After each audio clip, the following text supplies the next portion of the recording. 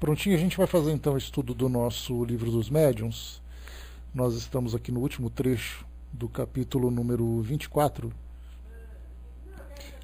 sobre a identidade dos espíritos. Nós estamos trabalhando sobre a pergunta sobre a natureza e a identidade dos espíritos, o item 268.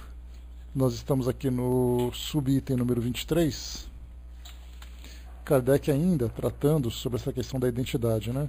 Pessoal, a princípio está tudo normal por aqui, viu? Não foi feita alteração nenhuma. Verificando aqui o meu volume, tudo em ordem. Deixa eu confirmar aqui. Não está nada em ordem não, está baixo mesmo. Eu vou aumentar aqui só um instantinho, que eu não sei o que aconteceu, que ele desceu e bastante. Pronto. Normal agora, né?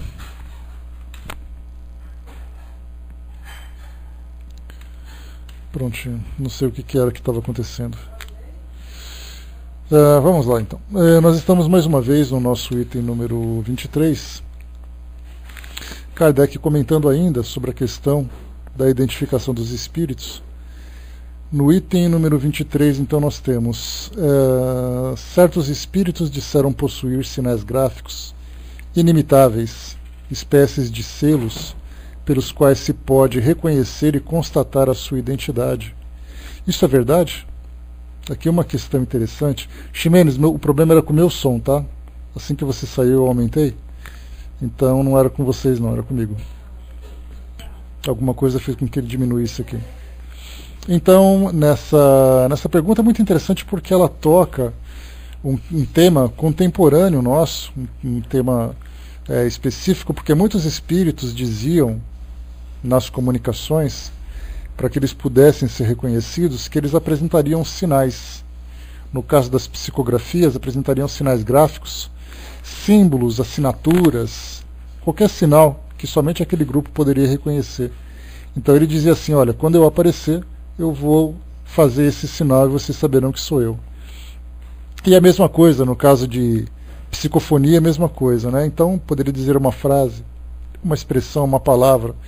E nós tivemos, um tempo atrás, aquele caso que tocava a comunicação de Chico Xavier, em que dizia que haveria 3 palavras secretas, que somente algumas pessoas saberiam identificar e tudo mais, né? Então, naquilo que um espírito faz um sinal, e naquilo que um outro espírito apresenta uma senha para poder se identificar, nós temos essa pergunta que trata diretamente. Então, mais uma vez, certos espíritos disseram possuir sinais gráficos inimitáveis, espécies de selos pelos quais se pode reconhecer e constatar a sua identidade. Isso é verdade? Os espíritos superiores só possuem como sinais de sua identidade a elevação de suas ideias e de sua linguagem. Qualquer espírito pode imitar um sinal material. Quanto aos espíritos inferiores, traem-se de tantas maneiras que só um cego se deixa enganar por eles. Então, nessa passagem que nós comentamos do Chico, é interessante porque as pessoas criam algumas ideias. A gente não sabe exatamente como isso aconteceu, mas a gente percebe que não é assim que a coisa funciona. Se eu disser para vocês assim secretamente, né, nós somos aqui em 17 na sala agora, eu vou contar para vocês, somente para vocês que são os 16 que estão comigo, uma senha para quando eu desencarnar vocês me identificarem. E eu me esqueço, por exemplo, que eu tenho mais umas 400 pessoas aqui me escutando, né, aqui no mundo invisível. Então eu vou dizer para vocês, esses espíritos estão sabendo quais são essas palavras. A partir do momento em que tem uma brecha, um desses espíritos se manifesta, e aí então vai dizer essa mesma senha, porque ele estava perto quando eu falei. Porque afinal de contas nós sabemos que nós jamais estamos isolados, jamais estamos sozinhos. Então, quando se faz um sinal inimitável, como foi colocado aqui, no caso de uma assinatura, certamente nós sabemos que você representar, né, uma grafia, representar um símbolo que uma pessoa criou, que é um símbolo difícil, a menos que ela tenha uma grande habilidade para poder falsificar aquele símbolo, ela não vai conseguir copiar. Ela pode até fazer uma imitação aproximada, mas jamais conseguir fazer algo exatamente igual, mais uma vez, a menos que ela tenha habilidade para isso. Assim como nós temos hoje estelionatários, falsificadores de produtos, de obras de artes, de assinaturas, de caligrafia e tudo mais, no mundo espiritual nós também temos. E é claro, né, que não significa que na nossa reunião nós seremos contemplados por um falsificador, mas a partir do momento em que existe o interesse em representar aquele espírito, isso pode acontecer. Por isso, então, a chave para poder identificar a identidade de um espírito, né, para poder identificar um espírito e também constatar a sua elevação, é exatamente através da análise. Então, o espírito que apresenta-se uma única vez, nós não temos condições de imediato, a menos que ele seja um espírito familiar, muito próximo, muito conhecido, e comece então a conversar com a gente sobre assuntos que faz parte do nosso domínio de convivência, do nosso universo de convivência, isso vai ser muito difícil. Por isso, sempre aquela reserva, sempre aquele cuidado, sempre aquela atenção para poder lidar com essa informação. Hoje nós vemos também, que é bastante frequente, mensagens psicografadas que circulam pela internet com assinatura de personalidades, de pessoas famosas. Então alguém que desencarnou, que é conhecido, de repente ele vem, traz uma mensagem a respeito da sua condição ou do seu pensamento e simplesmente vai embora. Essa única mensagem acaba empolgando muitas pessoas, porque a gente sempre fica esperando que uma pessoa famosa se manifeste numa reunião. Os anônimos são muito bem-vindos, são muito interessantes, mas que na verdade o que importa para nós são aqueles que são os famosos. E isso faz com que o ego daquele grupo permita manifestações fantasiosas, manifestações místicas. Por isso, então, grande cuidado de compreender que os espíritos superiores, independente de suas assinaturas, eles se manifestam trazendo linguagem adequada, com conteúdo adequado, e também com bastante cuidado da sua participação na reunião, para que ele possa fazer com que o grupo cresça com a sua contribuição. Se for um espírito familiar, ele naturalmente vai se identificar com as características da sua personalidade, com o conhecimento que ele apresenta, que fica muito mais fácil. E se for um espírito que levanta uma desconfiança, não descartar de imediato, mas ao mesmo tempo também não aceitar. E ficar simplesmente concentrado no conteúdo da mensagem que ele trouxe. Porque como nós nos conhecemos, principalmente nós, de nossas famílias, nós sabemos exatamente que tipo de ideia se manifesta numa reunião a partir daquela pessoa. Nós sabemos como ela pensa, muitos anos de convivência, compreendemos ali a limitação do seu conhecimento. Então é claro que no mundo espiritual ela vai mudar um pouco a sua personalidade pelo fato de estar num ambiente diferente, tendo uma consciência diferente, conhecimento diferente, mas isso não tira as características da sua personalidade. Por isso, então, esses sinais gráficos são espíritos inferiores, muito ligados à matéria, que têm essa preocupação. Os espíritos mais elevados já ultrapassaram essa barreira e não precisam, né, desse modo de se comportar diante dos encarnados. Até porque também a gente lembra que o espírito, quanto mais adaptado ao mundo espiritual e mais consciente da sua condição e mais elevado se apresenta, muito pouca preocupação ele tem para poder confirmar para os encarnados quem ele é, quem ele deixa de ser. Isso é coisa de espírito ligado ao mundo inferior, ao mundo material. Para dizer assim, olha, eu estou me apresentando para vocês e eu estou dizendo que sou eu, tá? Um espírito superior ele vai ficar muito pouco preocupado se vocês acreditam ou não. Que nós acreditamos ou não se são eles. Então, na verdade, eles trazem uma mensagem, resolvem ali o seu problema,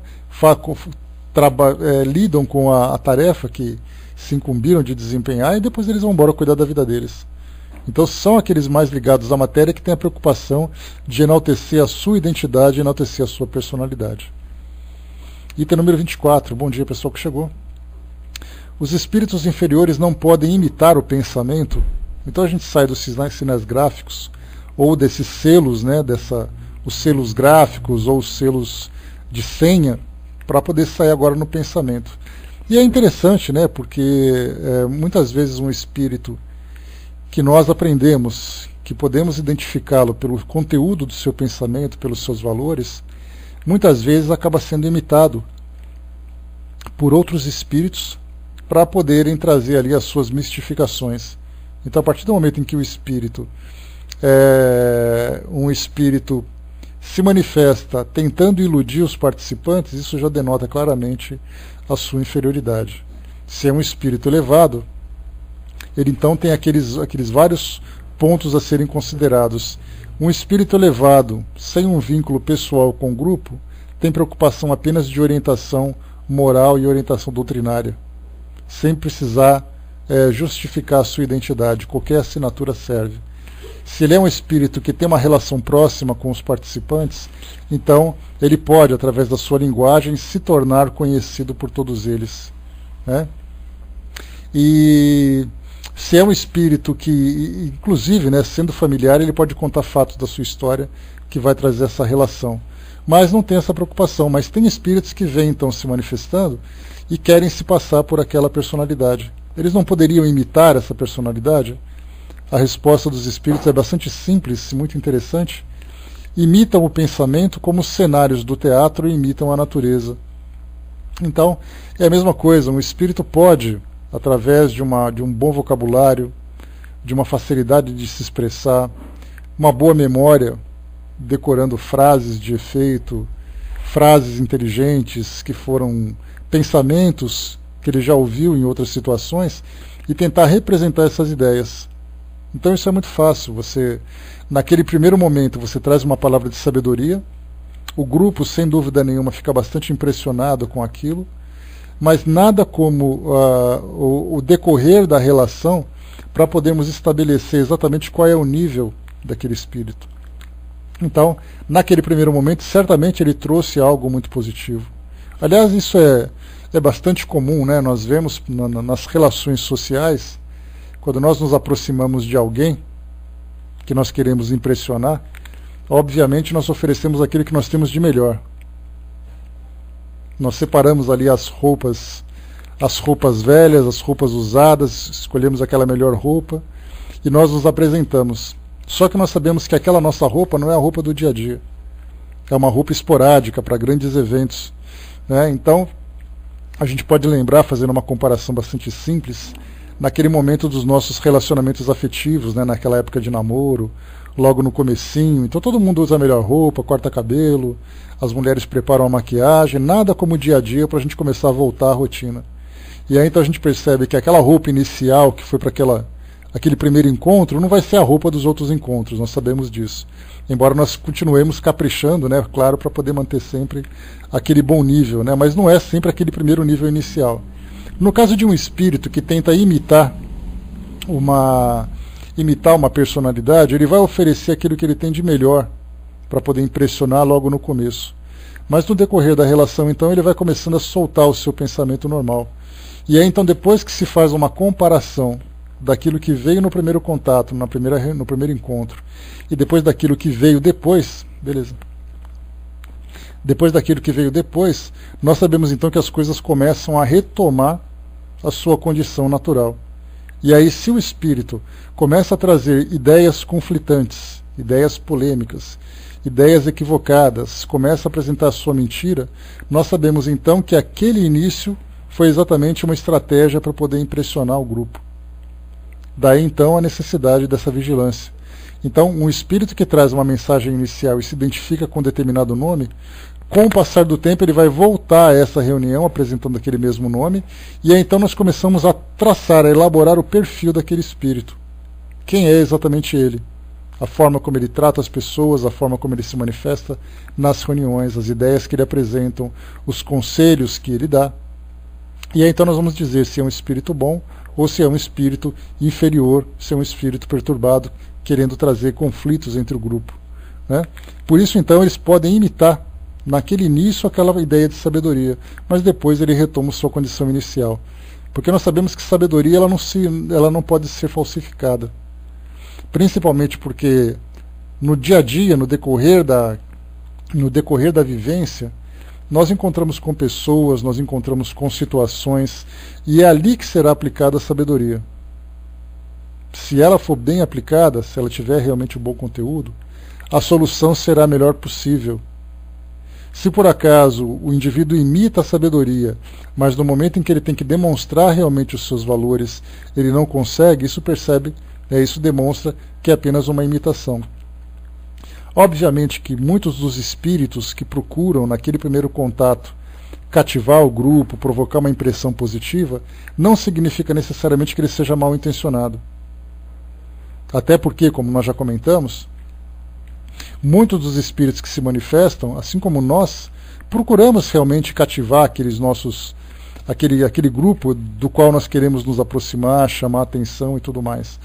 Por isso, então, no momento em que um espírito procura trazer aquele conteúdo inicial, ele está de boa vontade. Ele é apenas um espírito comum como nós, procurando se aproximar, procurando ser bem aceito. E depois, com o passar do tempo, ele demonstrando a sua real personalidade, ele então vai ser encaminhado, né, para o auxílio de que ele necessita, e o grupo então não se deixará influenciar por ele. Agora, são aqueles espíritos, né, muitos daqueles espíritos também chegam para poder causar grande perturbação. Mas se nós pudéssemos falar, por exemplo, sobre as estatísticas dos espíritos que se manifestam numa reunião mediúnica, a maioria deles são espíritos, muito mais espíritos sofredores do que espíritos perturbados. Porque quando nós falamos assim, os espíritos inferiores estão se manifestando, de imediato nós classificamos a inferioridade como sendo a maldade. Mas na verdade não, são espíritos do dia a dia. Na rua, por exemplo, quando nós cruzamos com as pessoas, qual é a característica dessas pessoas? São pessoas más ou são pessoas comuns? Que agem muitas vezes por impulso, que sofrem, que têm angústia, que desejam a felicidade de um modo muito fácil, né, de um modo mais fácil do que com sacrifício. Então, como nós, são pessoas comuns. E as exceções são exatamente aqueles que são violentos. Aqueles que procuram trazer algum tipo de sofrimento, algum tipo de ferir, procuram ferir as pessoas, procuram lesar as pessoas, seja uma lesão afetiva, uma lesão moral, uma lesão material, uma lesão física. Então a gente faz uma comparação daqueles que são os comuns e daqueles que são os violentos. E nós percebemos que aqueles que são violentos são a minoria.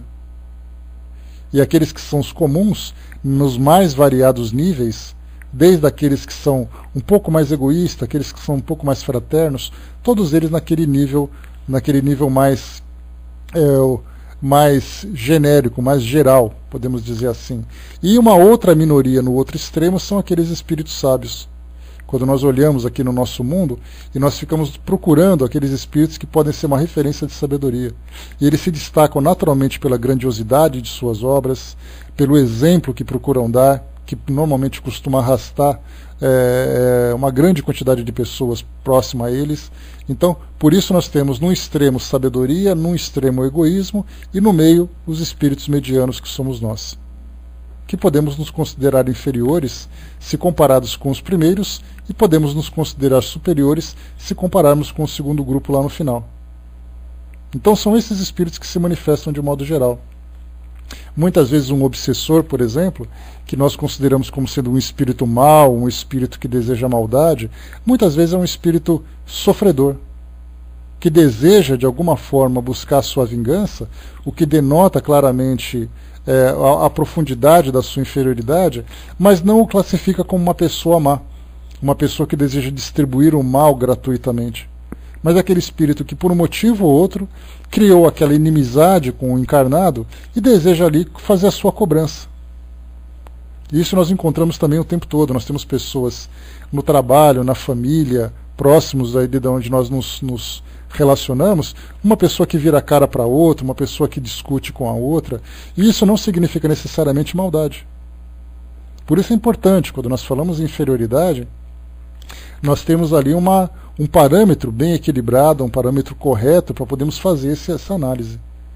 Então o espírito revoltado não significa que ele seja mau, mas a partir do momento em que nós conseguimos dissuadi-lo daquele propósito e conseguimos fazer com que ele encontre uma solução para aquele problema que ele enfrenta, e esse problema pode ser tratado, por exemplo, através de um esclarecimento, através do perdão, através de um retorno às suas vidas passadas para mostrar que ele também foi um espírito que se equivocou naquele seu passado. E aí então ele começa a modificar o seu modo de pensar a partir desse esclarecimento. Já aqueles espíritos que podemos considerá-los como maus, e podemos colocá-los também como espíritos endurecidos no mal, não importa o que você fala, não importa o que você mostre, ele sempre vai demonstrar aquela ideia de agressividade, de demonstração do seu egoísmo. E isso somente através do sofrimento e da dor ele vai conseguir se modificar. É por isso que muitas vezes nós vemos nas reuniões de desobsessão os espíritos que choram e aceitam depois a sua assistência que é oferecida. Um espírito efetivamente mau, ele não vai ter essa preocupação.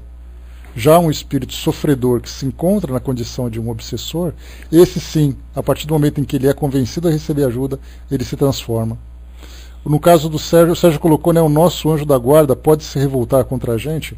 Não, porque o anjo da guarda ele já se classifica como um espírito mais elevado, né, Sérgio? Não se coloca como um guardião, como um espírito instrutor, um espírito protetor, um espírito que ainda se encontra limitado nas paixões humanas.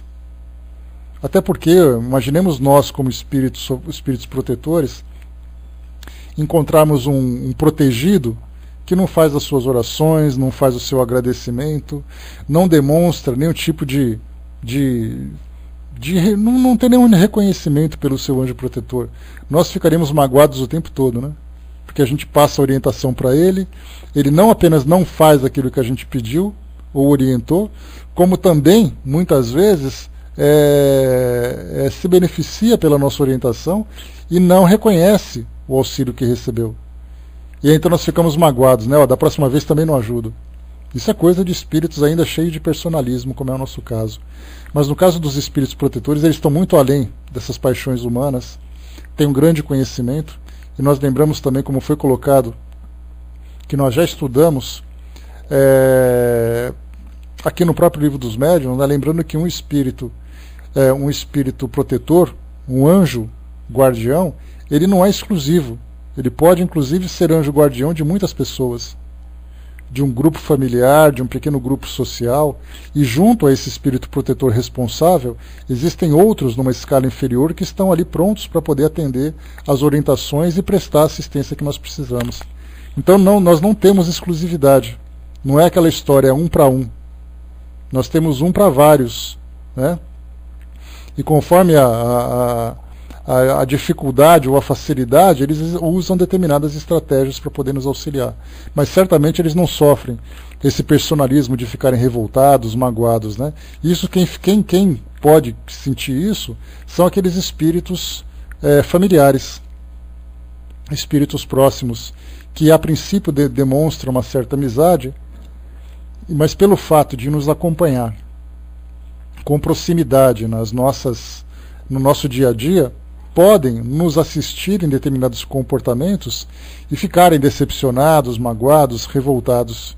Mas isso, o fato deles serem familiares, não os colocam na condição de um espírito protetor.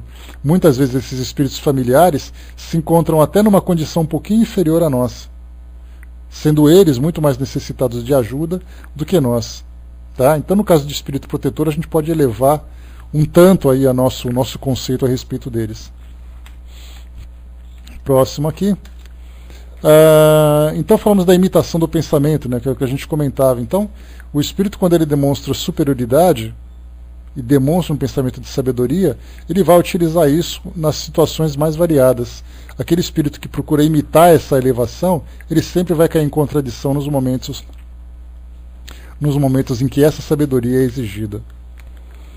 Item número 25. Vamos lá, bom dia pessoal que chegou. Seria assim tão fácil descobrir a fraude por um exame atento? Então seria fácil descobrir? A resposta, nem a dúvida. Os espíritos só enganam os que se deixam enganar. Mas é preciso ter os olhos de joalheiro para distinguir a pedra verdadeira da falsa. E quem não sabe distingui-la, procura um lapidário. Então, partimos do princípio de que a reunião mediúnica é uma reunião séria, é uma reunião bem organizada, com propósitos de auxílio e de crescimento do grupo, um grupo que se dedica ao estudo. Qualquer espírito que se manifesta, é de imediato submetido a um julgamento, tendo como referência aqueles exemplos dos estudos que foram realizados. Nos estudos que foram realizados. Já um grupo despreparado, qualquer espírito que se apresenta, pode, através dos seus argumentos, envolver o grupo, seduzir o grupo, essa seria a palavra mais correta, a sedução. E sedução não significa necessariamente sensualidade, mas você pode seduzir com ideias, seduzir com elogios, seduzir com promessas, pode inclusive envolver o grupo, que já não é o caso de uma sedução, mas provocar no grupo aquele impacto de uma ameaça, estimulando o medo, estimulando a insegurança. Então aquele grupo que se encontra distante desse padrão que nós colocamos, objetivos, valores, estudo, regularidade, aqueles grupos que se afastam dessa referência, podem ser colocados então como grupos vulneráveis, grupos frágeis, que serão sem dúvida nenhuma submetidos a esse assédio constante. Então, se seria fácil descobrir uma fraude por um exame atento, todo exame, nós sabemos disso, ele é realizado partindo de uma referência.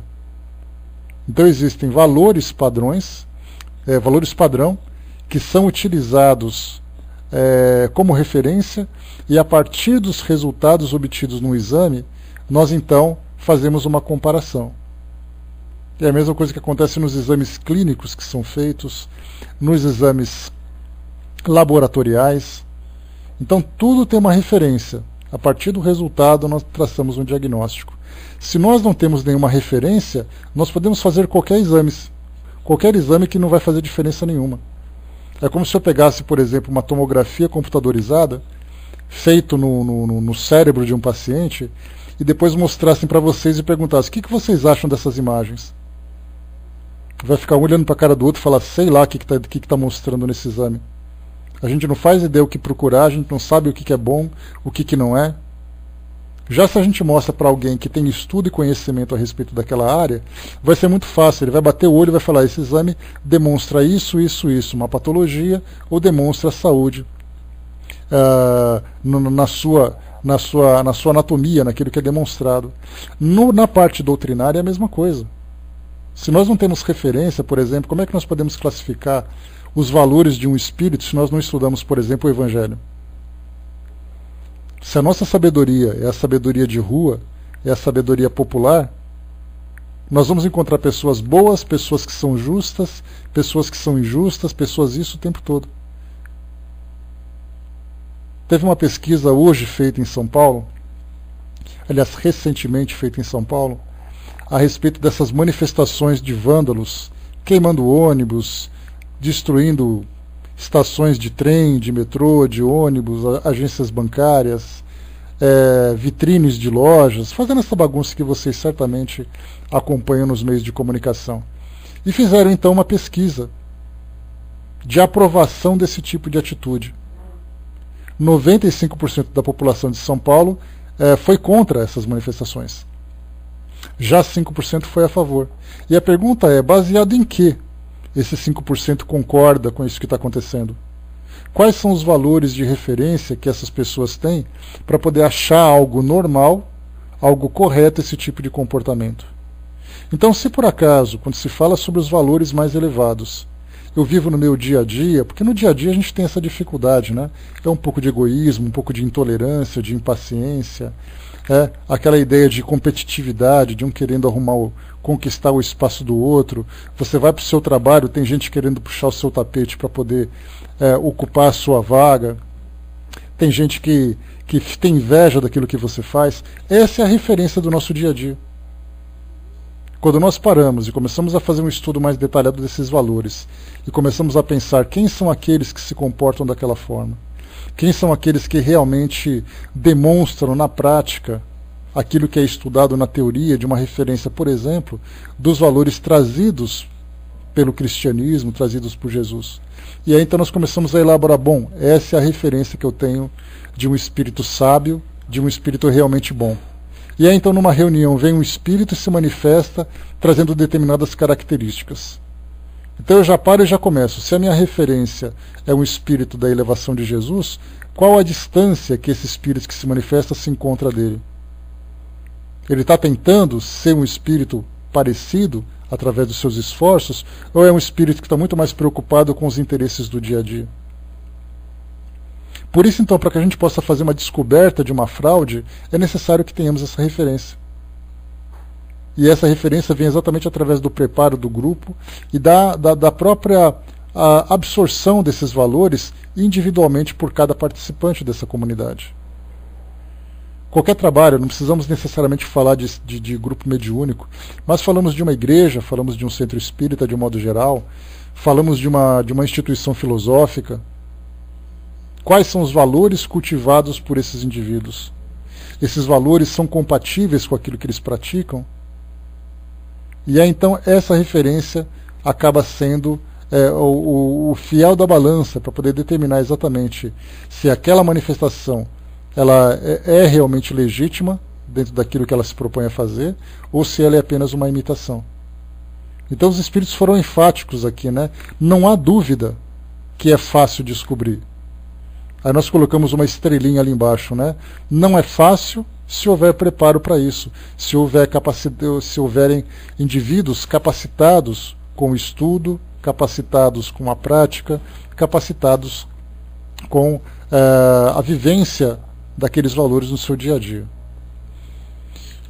E se nesse caso, foi colocado aqui também uma orientação dos espíritos, se por acaso nós não temos essa capacidade, embora sejamos médiums, embora tenhamos o desejo de obter bons resultados do nosso trabalho, no momento em que há uma dúvida, de imediato, tomados pela humildade, tomados pelo reconhecimento da limitação do grupo, nós vamos até outros orientadores e conversamos com eles.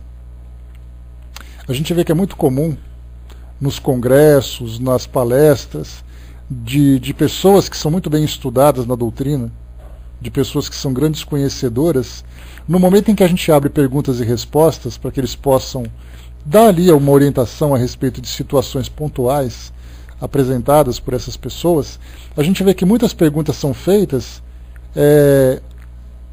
baseadas em experiências que eles viveram em suas reuniões mediúnicas, na intimidade, né, dos seus grupos. E por que isso tudo? Por que existe essa curiosidade? Porque muitas vezes nós não temos ali aquele conhecimento para podermos tomar uma decisão naquele momento, uma decisão na hora. Daí então, né, sempre lembrar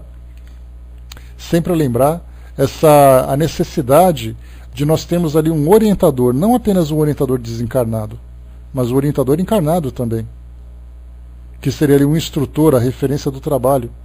Nós temos muitos centros espíritas, para termos uma ideia, que possuem no seu grupo orientador dirigentes de outras instituições. Então existe um grande centro espírita, e desse centro espírita temos pequenos grupos espíritas, outras instituições menores, que se encontram sustentadas doutrinariamente, tecnicamente por essas instituições maiores. E por que isso tudo? Porque o grupo reconhece a sua limitação. Então eles participam de reuniões periódicas, levam suas experiências, levam seus problemas, recebem as instruções que são necessárias, tiram as dúvidas que precisam, e depois eles retornam para suas casas e continuam dando continuidade, e dão continuidade naquele trabalho. Então, individualmente, pequeno grupo familiar, uma instituição espírita, sempre com esse amparo, com esse suporte para que não possam se deixar levar por essas fantasias.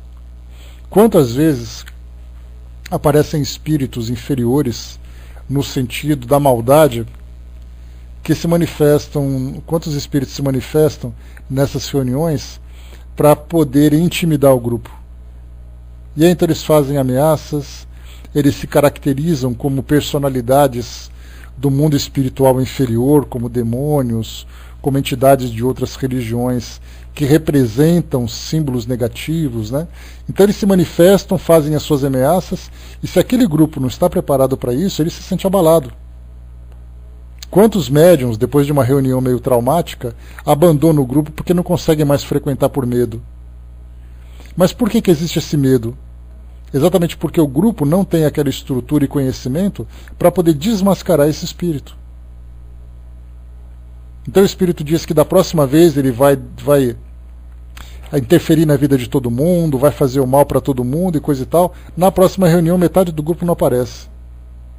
Vai dizer, Deus me livre, vai que eu vou lá mesmo, acontece alguma coisa. Então, pela dúvida, acaba abrindo mão.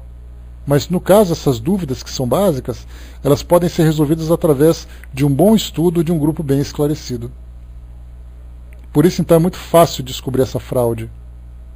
Porque não são apenas os espíritos que usam a imagem de personalidades elevadas para poderem enganar. Nós temos aqueles que usam também de personalidades inferiores.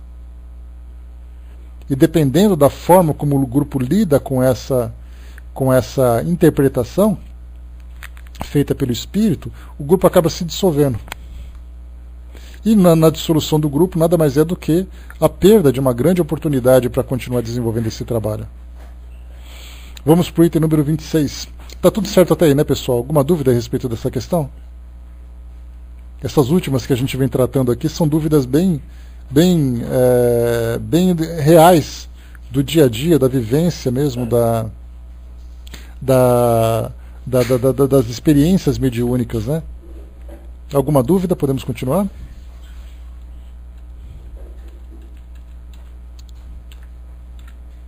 Alguém me ouve além da Sandra? Ou ninguém me ouve além dela? Ah, melhorou, né? Que bom. Vamos lá. Item número 26.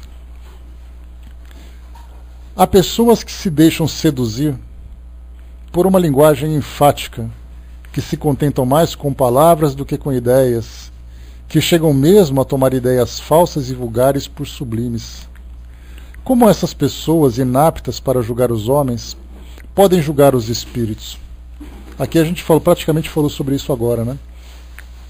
Que se você, como pessoa, não se instruiu, você não tem os seus valores desenvolvidos, a sua vida ela se resume no dia a dia da sobrevivência, na lei da selva da nossa sociedade e tudo mais, muitas vezes nós aceitamos o comportamento de uma pessoa como sendo justa, porque nós não conseguimos imaginar uma outra forma de lidar com aquele problema ou com aquela situação.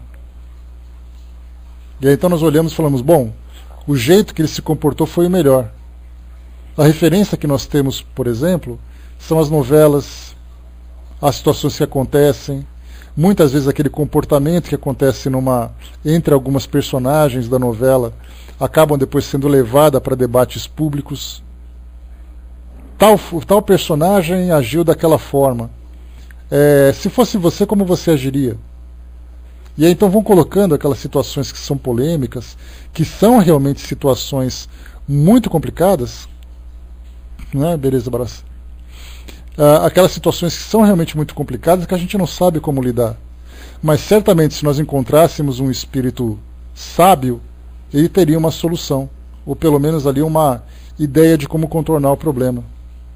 A diferença das situações problemáticas que nós vivemos no nosso dia a dia, diferentemente daquilo que um espírito sábio vive, é que o espírito sábio faz escolhas na sua vida que não o levam a situações problemáticas.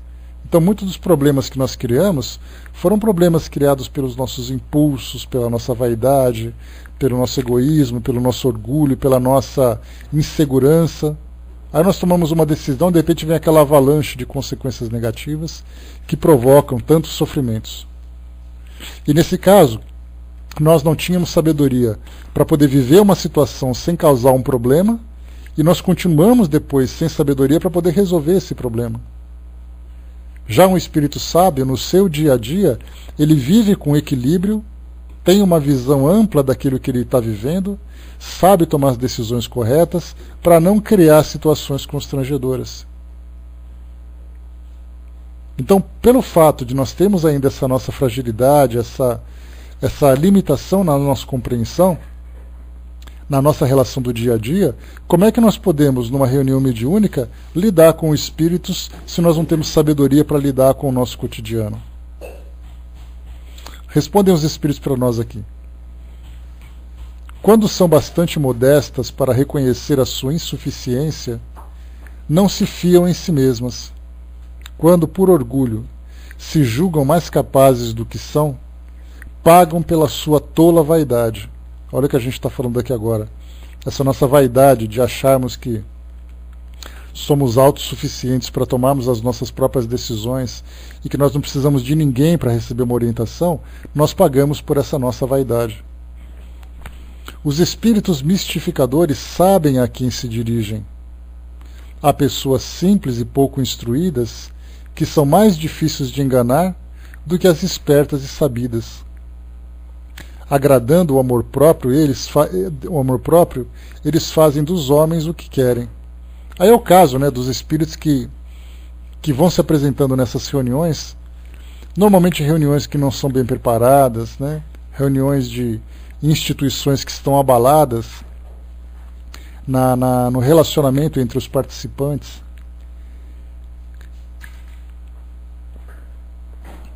E aí então esses espíritos começam a observar o comportamento de cada grupo, começa a fazer uma análise da personalidade de cada um, e aí quando se manifestam, percebendo que eles têm abertura para isso, e muitas vezes, inclusive, essa abertura ela é permitida pelos espíritos orientadores do trabalho, porque eles veem que a atitude dos participantes é uma atitude equivocada.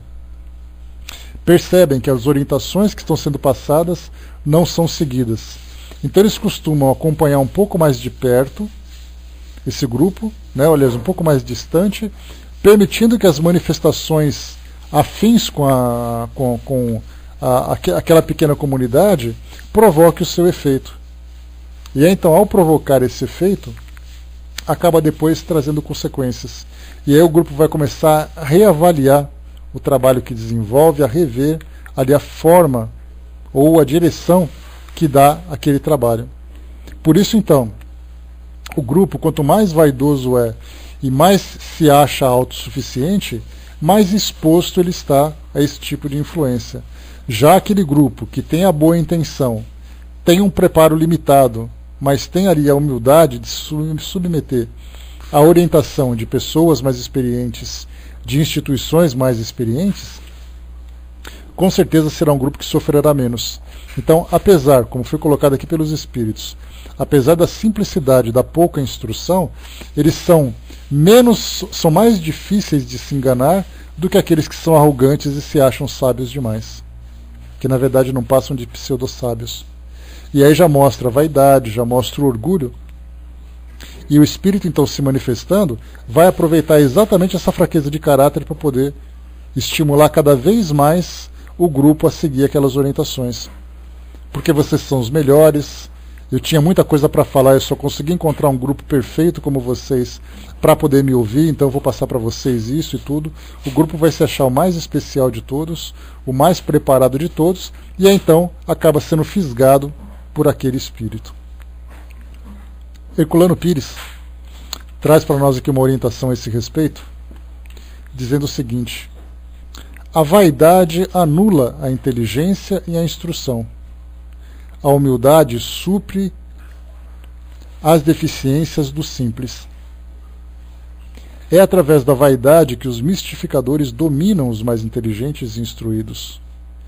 Podemos ver isso ao nosso redor, e nos espantamos de que certas pessoas se deixem levar por mistificações evidentes. Os itens 25 e 26 esclarecem bem esse problema. Devemos meditar sobre esses itens. Depois a gente volta lá para pegar um pouquinho mais dessas instruções, porque a gente já viu aqui nessa mesma sequência que já foi falado. Item número 27. O Braço colocou aqui: a autoridade de Kardec era tão grande que quando aparecia espírito baderneiro enfraquecia imediatamente, né? A própria forma de lidar, né, Braz? O fato de você... Imagina, por exemplo, uma situação comum, uma situação do dia a dia. Você está numa reunião social de amigos, um churrasco, uma festa, e aí chega alguém assim na rodinha onde você se encontra e começa a botar aquela banca, começa então a querer falar como se fosse o mais sábio de todos, o mais esperto e tudo mais, né? E aí então a gente só fica de longe olhando, dando aquelas pequenas fazendo aquelas pequenas colocações para ver até onde essa pessoa vai. Quando ela percebe que existe alguém que está ali limitando a sua ação, pelo fato de não aceitar muito aquela bajulação, de não aceitar aquele comportamento muito irreverente, um comportamento muito ousado, ele acaba então se sentindo constrangido. Então, na verdade, o que Kardec fazia não era necessariamente fazer com que o espírito tivesse medo, mas é que o espírito se sentisse constrangido pelo objetivo e pela elevação que ele apresentava. Essa é a diferença da maioria dos grupos. Item número 27. Abraço. Bom dia, pessoal que chegou. Ao escrever, os espíritos maus, às vezes, se traem por sinais materiais involuntários. Então, nesse caso, vamos entender aqui o que ele quer dizer, né? Da escrita, começa falando de psicografia, sinais materiais involuntários. Vamos ver que sinais são esses. Os habilidosos não. Os inábeis se atrapalham. Qualquer sinal inútil e pueril é indício certo de inferioridade. Os espíritos elevados não fazem nada de inútil. Imaginemos uma psicografia em que o espírito, com o passar do tempo, ele começa, por exemplo, a fazer rabiscos involuntários, ele pode algumas vezes quebrar um lápis, ele pode amassar o papel. Nesse momento em que ele apresenta esse tipo de sinal, isso já mostra que, embora ele esteja tentando falar alguma coisa decorada naturalmente, que demonstre uma certa elevação, esses sinais involuntários acabam depois demonstrando o seu nível. Já desperta então a atenção do grupo, né? A Sandra perguntou, né, o que é humildade, né? A súplica. Você quer saber os dois ou um só, Sandra? Vamos colocar os dois, né? A súplica. A súplica é uma solicitação feita, né, com muito fervor. Alguém que pede alguma coisa, né, com humildade, implorando alguma coisa para poder receber de ajuda. Né? E a humildade nada mais é do que a simplicidade daquela pessoa. Basta a gente pegar, por exemplo, para entender o que é humildade, fazer uma comparação daquilo que é contrário a ela.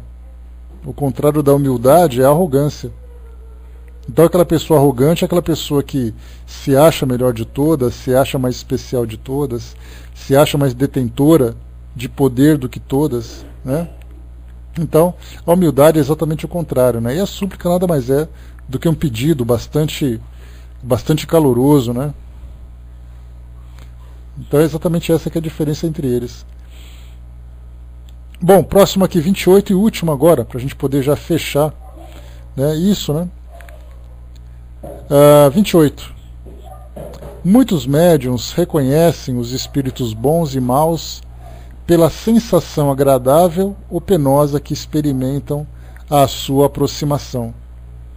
Perguntamos se a impressão desagradável, a agitação convulsiva, o mal-estar, enfim, são sempre indícios da natureza amada dos espíritos manifestantes.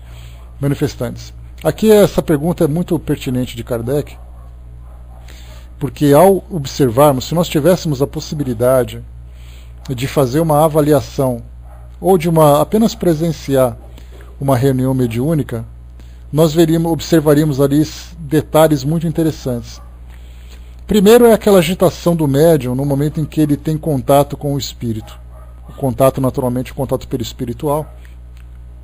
Quando aproximam ali, né, o contato entre os fluidos, nós temos ali o espírito que dá, o médium que dá aquele solavanco na mesa, dá aquela chacoalhada, aquele tremor. De imediato a gente pensa assim, bom, isso aí certamente é um espírito inferior. E a gente já entendeu, né? Quando se fala inferior, nós não falamos necessariamente de um espírito mau, ao contrário. Nós falamos mais dos espíritos comuns do que dos espíritos maus, dos espíritos perversos. Então, desses espíritos comuns, a maioria deles não tem qualquer compreensão a respeito da mediunidade. Existe sempre aquela ilusão de que os espíritos que se manifestam numa reunião mediúnica tinham algum tipo de conhecimento de espiritismo. E a grande maioria desses espíritos sequer esteve no centro espírita ou sequer já leu um livro espírita. E o fato de não ter esse conhecimento, e estando no mundo espiritual, tudo para ele é uma novidade. Então a sua própria aproximação, o seu preparo mental, a psicosfera que existe em sua volta, né, o campo fluídico que existe ali em volta dele, são elementos ainda bastante perturbados. E quando ele entra em contato com o médium pode sentir o contraste vibratório entre aquilo que ele mesmo sente e daquilo que o espírito oferece. Mas nós temos aqui, Kardec colocou então, impressão desagradável. Você se lembra que nós estudamos nos capítulos anteriores, se eu não me engano, lá foi no capítulo 17 ou 18, que falava sobre os vários tipos de mediunidade. Kardec comentou que o médium sensitivo é aquele médium que sente a presença de um outro espírito, estando ele encarnado ou estando desencarnado. Mas como nós falamos aqui especificamente sobre a relação entre encarnados e desencarnados, a gente só considera esse grupo. Então o espírito, o médium, sendo sensitivo de origem, ele pode ter como complemento outras faculdades mediúnicas. Então eu posso ser um médium psicógrafo, mas antes de ser psicógrafo eu sou sensitivo. Por que isso tudo? Porque aquela mediunidade que é a mais básica de todas é aquela em que o médium sente a influência de um espírito próximo a ele. Essa sensação pode ser uma sensação agradável ou uma sensação desagradável. Pode ser para ele algo bastante acolhedor, ou pode ser uma proximidade penosa, que vai ser para ele assim bastante angustiante. Então, vocês se lembram, né, quando a gente deu aquele exemplo da qualidade do nosso perispírito, né? Chegou, né, Miriam? Então, da qualidade do nosso perispírito, a gente fez aquela comparação com relação ao cheiro. Então, imaginemos assim que o meu perispírito tem um cheiro agradável e vem um espírito com um cheiro desagradável no seu perispírito.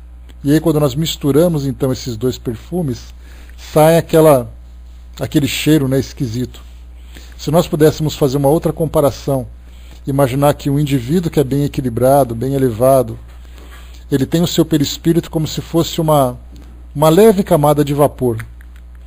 Um espírito inferior traz o seu perispírito com a característica de uma nuvem de poluição. Então aquele que tem uma leve camada de vapor simplesmente vai oferecer aquela brisa refrescante, aquele cheiro neutro, né, que não provoca nenhum efeito negativo, uma sensação agradável às pessoas que se aproximam. Já aquele que traz uma nuvem de poluição, ele vai se aproximar e vai contaminar o ambiente onde ele se encontra. Em termos de vibração, a gente sabe então que é a mesma coisa. Aquele que está mais equilibrado se encontra numa faixa vibratória mais elevada, e o espírito inferior numa faixa vibratória mais densa, mais inferiorizada. E é então no momento em que nós temos essa aproximação, o médium sensitivo ele tem essa capacidade de perceber então essas presenças. Pode ser de uma forma muito sutil, pode ser de uma forma muito clara. No momento em que se aproxima, a gente vê muito isso em filmes, que é interessante a gente perceber, embora esses filmes não sejam produzidos em base doutrinária, aquele tipo de comportamento das pessoas ele é muito característico desses médiums. Imaginem, por exemplo, alguém que vai numa casa, e essa casa é chamada de casa assombrada. Lembremos que não existe casa mal assombrada, porque o fato de ser assombrada já não é boa coisa, né? Então não precisem dizer que é casa mal assombrada. Ela é simplesmente assombrada por uma assombração, que nada mais é do que um espírito preso naquele ambiente. E aí então essa pessoa entra nessa casa assombrada, e aí então ela dá assim ela abraça assim os próprios braços, né? E dá aquela esfregada e fala assim, estou sentindo uma coisa estranha. Pois é, vai que tem alguém que gosta de ser assombrado, né, irmã? Ela é bem assombrada, vai saber. Então, aquela pessoa dá aquela esfregada nos braços e ela fala assim, nossa, eu estou sentindo uma coisa tão ruim. Vocês já devem ter visto isso várias vezes, né? Em novelas, em filmes e tal. Esse tipo de comportamento é mais ou menos aquilo que os médiums sentem. É aquela impressão estranha, aquela impressão esquisita, no momento em que o espírito se aproxima e traz aquelas características, né, de incompatibilidade com o médium. Por isso, então, essa impressão desagradável é o primeiro sinal. Então eu posso ser o médium de cura, o médium psicógrafo, psicofônico, o médium de efeito físico, mas eu trago, acima de tudo, como base, essa sensibilidade mais ou menos desenvolvida. Então o indivíduo nunca vai dizer assim, olha, eu sou exclusivamente psicógrafo. Na verdade, quando ele diz assim, estou sentindo a presença do meu espírito ou um espírito que quer psicografar, o fato dele sentir a presença do espírito já mostra que ele é sensitivo. Se ele tiver essa sensibilidade mais desenvolvida, ele então não só vai sentir a presença do espírito, como é capaz de qualificar a personalidade do espírito. Essa qualificação é um espírito bom, é um espírito sofredor, é um espírito feliz, é um espírito obsessor. Então ele vai começar a trazer para nós essas características. A segunda, essa agitação convulsiva que nós falamos. Essa agitação mostra exatamente isso, essa incompatibilidade fluídica entre as duas personalidades. O mal-estar é a mesma coisa. Então o que Kardec pergunta é que se esses elementos são indícios de um espírito inferior.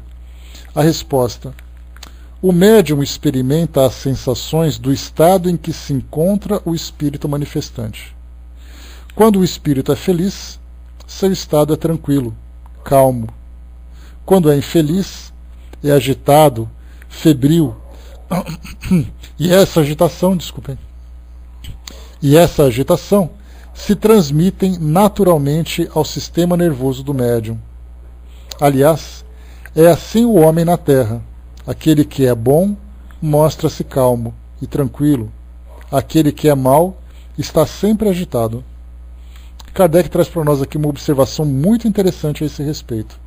Ele diz assim: há médiuns de maior ou menor impressionabilidade, e por isso não se pode considerar a agitação como regra absoluta. Nisso, como em tudo, devemos levar em conta as circunstâncias. A natureza penosa e desagradável da sensação é produzida pelo contraste, pois se o espírito do médium simpatizar com o espírito mau que se manifesta, será pouco ou nada afetado por este. Além disso, é necessário não confundir a rapidez da escrita produzida pela extrema flexibilidade de certos médiuns com a agitação convulsiva que os médiuns mais lentos podem sofrer ao contato com espíritos imperfeitos. Então, ele traz para nós aqui vários pontos. Primeiro, nós temos médiuns que são muito sensíveis. E qualquer presença de um espírito pode provocar esse choque vibratório. Como eu falei para vocês, um espírito que se manifesta sendo caracterizado como um espírito comum, não é necessariamente um espírito mau. Aliás, muitos de nós aqui na sala, se não todos, estaremos, no momento em que entrarmos em contato com o médium, depois do nosso desencarne, vamos provocar nesse médium esse choque. Ele vai dar aquela chacoalhada, aquela agitada. E por que isso? Porque nós somos espíritos comuns e podemos encontrar médiuns que são mais sensíveis que vão sentir o impacto do nosso campo vibratório. O fato do nosso campo vibratório ser comum, muitas vezes nós estamos ansiosos, agitados, sofrendo, trazemos aquela tristeza, aquela angústia, características dos espíritos que desencarnam, mas são infelizes na sua desencarnação, porque todo o seu interesse ficou no mundo físico. E aí então nós nos aproximaremos de um médium, ele vai dizer assim: estou sentindo a presença de um espírito sofredor. Somos nós. Aí nós, como somos orgulhosos, né? Não, eu não sou sofredor, não, eu sou um espírito espírita. É porque espírita não sofre? Espírita não tem necessidades morais, necessidades afetivas, não trazem as suas carências, pois assim somos nós. E aquele médium que é mais impressionável, ele sente isso com muito mais sensibilidade, com maior intensidade. Já aquele médium que é o médium comum, ele vai sentir pouco isso. Ele pode sentir aquele impacto, sente aquela diferença de campo vibratório, mas ele não se afeta fisicamente. É exatamente por isso. Agora, no caso daqueles espíritos que são, aqueles médiums que são menos impressionáveis, quase nunca vão sentir isso, a não ser que seja um espírito muito perturbado. né? Luciano colocou, né, espírito sofredor, ou seja, qualquer humano, né? Pois é. Aquele que não sofre, né, porque está num espírito, está num mundo feliz, né? E como nosso mundo não é feliz, então isso significa que nós estamos aqui sofrendo. A Tina perguntou, né, por isso que eu sinto esses choques, né? Olha, Tina, primeiro é importante, né, ter um equilíbrio. O médium estar muito bem equilibrado moralmente e emocionalmente também. Se o médium traz esse desequilíbrio emocional, e infelizmente nós encontramos, né, que as doenças psicológicas, né, os desequilíbrios psicológicos que nós trazemos muitas vezes demoram muito para ser tratado. No momento em que há esse trabalho mediúnico, o próprio médium, por essa fragilidade emocional, acaba sentindo o impacto, principalmente quando os espíritos que se manifestam são também espíritos sofredores. Então nós pensamos, o médium não está bem equilibrado emocionalmente. O espírito já é espírito sofredor. Junta um com o outro, não dá outra, né? A gente sabe que a coisa vai complicar. Então, na verdade, o objetivo é sempre buscar esse aprimoramento, esse aperfeiçoamento, né? Fazer sempre ali um tratamento, fazer sempre o tratamento psicológico regular, evitar as manifestações ostensivas, as manifestações mediúnicas, que é importante também, porque toda vez que você permite que isso aconteça, o que vai fazer? Você vai não só não vai ajudar o espírito sofredor porque você não tem muito para oferecer, como o espírito sofredor vai te prejudicar por aquilo que ele também não pode oferecer. Não dá passividade, exatamente. Não dê passividade se você não tem condições de lidar com o que está acontecendo. As sensações são inevitáveis. Não existe um botão liga-desliga que você vai dizer assim, olha, a partir de hoje eu vou desligar aqui as minhas sensações e eu não vou sentir a presença de ninguém. Isso é impossível fazer. É como se você quisesse desligar a sua audição para você não ouvir mais barulho de ninguém. Ou desligar a sua visão, o seu olfato, para você não ter mais nenhuma percepção visual ou olfativa à sua volta. Não é impossível fazer isso. Agora, se você dá passividade, você tem um contato muito mais próximo com o espírito e o efeito dele é muito maior. Então, se o médium não tem condições de lidar psicologicamente e emocionalmente com o trabalho mediúnico que vem desenvolvendo, então ele não está apto para fazer isso. Então ele está muito mais como um paciente do que como alguém que está ajudando, né, num tratamento. E é isso que o médium faz, né? Nada. Só estudo, faz o seu tratamento de passes, faz ali a sua leitura, só isso, mais nada. Não adianta querer, não, vou dar psicografia. Pega um espírito sofredor, pronto. Tudo aquilo que você ganhou durante um mês de trabalho, de tratamento e tudo mais, você perde num único contato com o espírito. Porque quando ele se manifesta, ele transmite para você as suas emoções e seus pensamentos. E aquilo vai ficar demorando para poder se dissipar do seu inconsciente. Então você vai sofrer com aquilo que você tem e vai sofrer mais ainda com aquilo que ele te oferece. Então, se não tem condições, não dê. E aprende a lidar com as sensações que eles provocam só com a sua simples presença. O que mais aqui que a gente pode colocar? Kardec colocou então, primeiro esses médios que são mais impressionáveis, né? Então sempre vai ter aquela agitaçãozinha ou outra, se por acaso esse médium mais impressionável trabalha com espíritos sofredores, trabalha com espíritos obsessores. Imagina, por exemplo, um médium que é muito sensível, lida com um espírito suicida, ou então com um obsessor muito revoltado. Ele vai se segurar, ele não vai permitir que o espírito faça todo aquele estrago, todo aquele escândalo e tudo mais. Mas é inevitável que ele sinta a presença daquele espírito. E no momento em que há essa presença, ele sente esse contraste. Já num espírito feliz, um espírito mais elevado, o espírito sempre vai fazer naturalmente essa aproximação e vai se afinizar com facilidade também. Um outro detalhe que foi colocado aqui também por Kardec na sua observação. A natureza penosa e desagradável da sensação é produzida pelo contraste, pois se o espírito do médium simpatizar com o espírito mau que se manifesta, será pouco ou nada afetado por esse. Então, quando se fala em afinidade, vamos supor que eu seja um médium que não tenha escrúpulos, o médium que gosta de ganhar dinheiro, o médium que de vez em quando inventa alguns transes mediúnicos, algum médium que é todo orgulhoso, que gosta de mostrar que é especial. Aí vem um espírito que traz essas mesmas características de personalidade, eles se encaixam perfeitamente. Há uma aproximação assim como se fosse um espírito tranquilo. Aí o médium vai dizer assim, mas eu sou um médium elevado. Porque o espírito, meu amigo, quando se apresenta comigo, nós não sentimos diferença nenhuma no nosso campo vibratório. Isso não significa nada de superior. Significa que ele se afiniza com o espírito. E se o caráter dele é aquele caráter inferior, o espírito também tem esse mesmo caráter. E é a mesma coisa. Nós podemos fazer uma outra comparação para vocês entenderem, quando nós falamos sobre dois rios que se encontram. Dois rios que têm afinidades com relação à correnteza e ao volume de água, quando eles se juntam, a água naturalmente se mistura. Se por acaso nós temos o contraste, como acontece, por exemplo, na Pororoca, lá na foz do rio Amazonas, nós temos ali o Amazonas com aquele volume absurdo de água, entra em contato com o mar que vem na direção contrária, né, as ondas na direção contrária. Então existe aquele choque formando aquelas ondas muitas vezes de 2 metros de altura. O contraste que existe entre um ambiente e outro ambiente. Acontece a mesma coisa com relação a essas energias.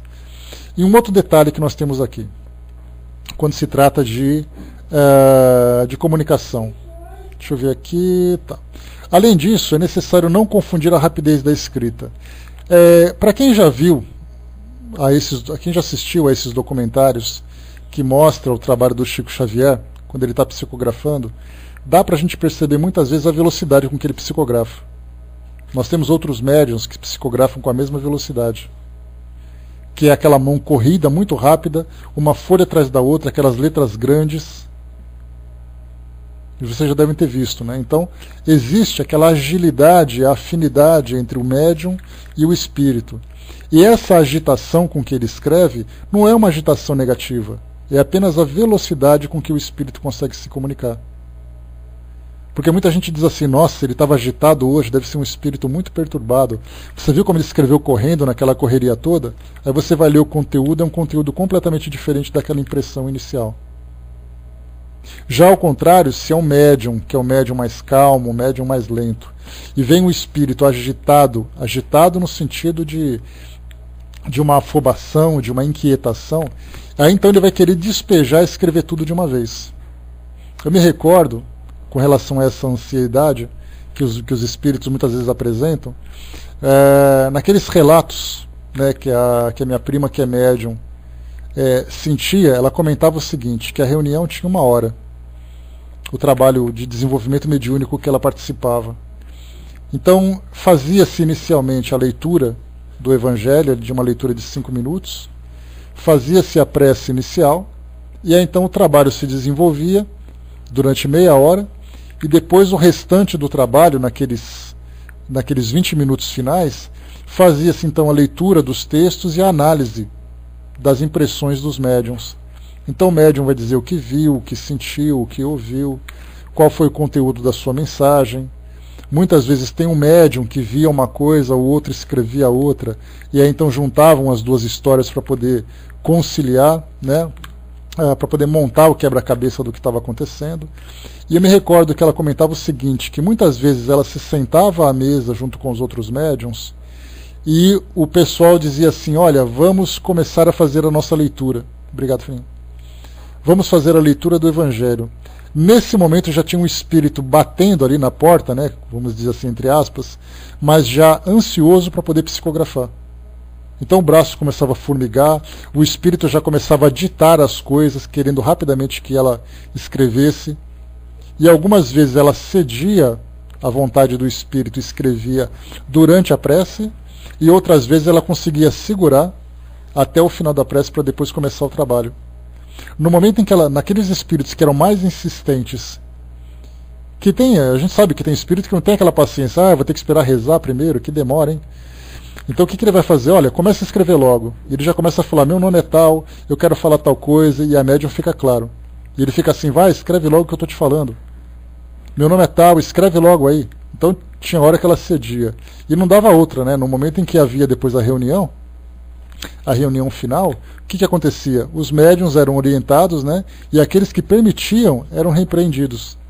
Repreendidos naturalmente com toda a cortesia do grupo, né, mas eram chamados a atenção, olha, não permita que isso aconteça. Aí ela dizia assim, mas acontece que o espírito estava insistindo tanto que eu não consegui segurar.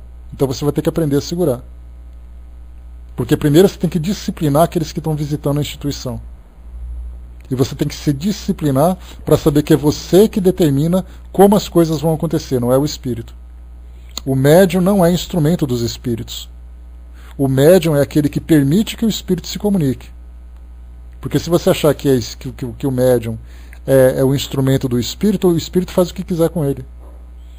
Então tem aqueles espíritos que são assim, muito impacientes, muito agitados, muito agressivos, e eles ficam perturbando o médium. E se o médium é aquele que psicografa com lentidão, é aquele médium que ainda procura lidar com essas vibrações diferentes, no momento em que tem um contato com esse espírito, certamente ele vai ter aquela agitação.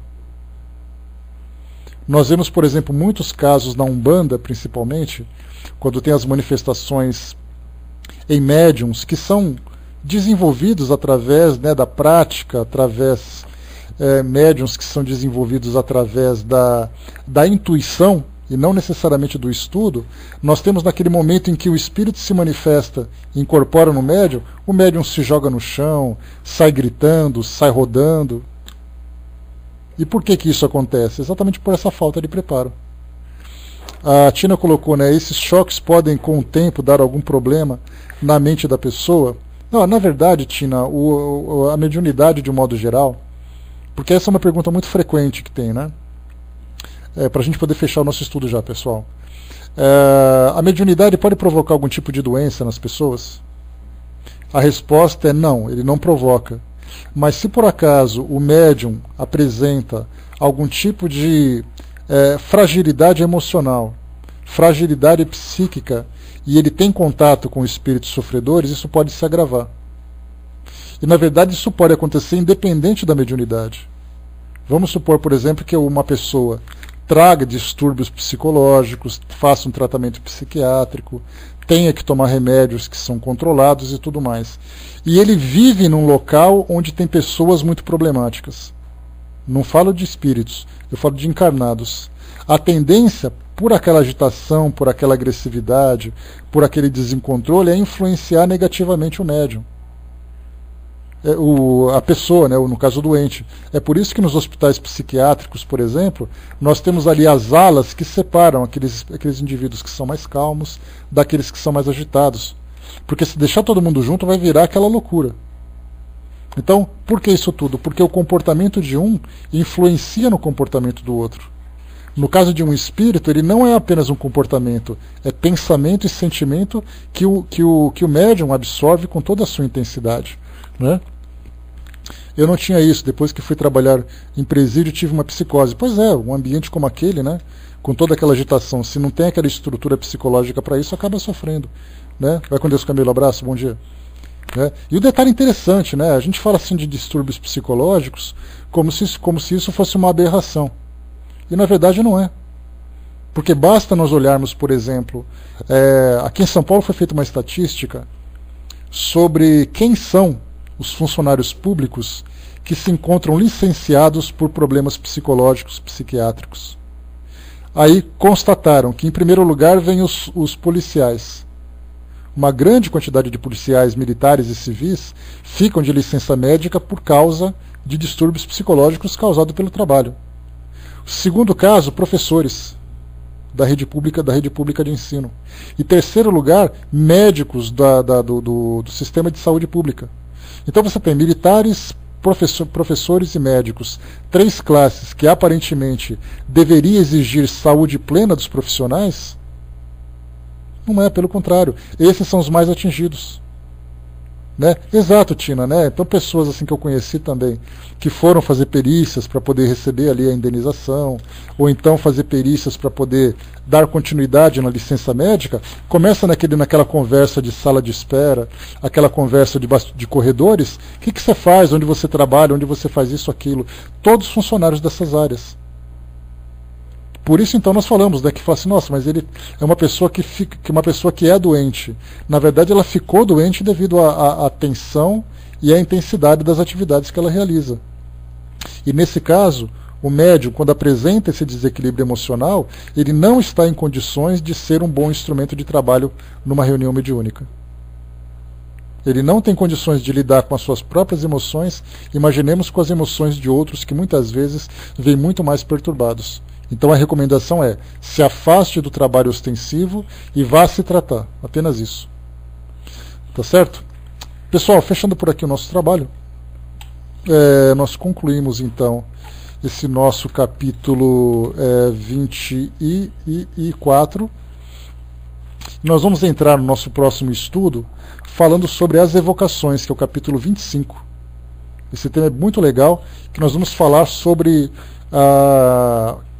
se é possível evocar, se não é possível evocar, quando se faz a evocação, qual é o propósito dessa evocação, por que acontecem as reuniões, as manifestações espontâneas. Tudo isso vai ser falado então na próxima quarta-feira, aqui no nosso capítulo 25.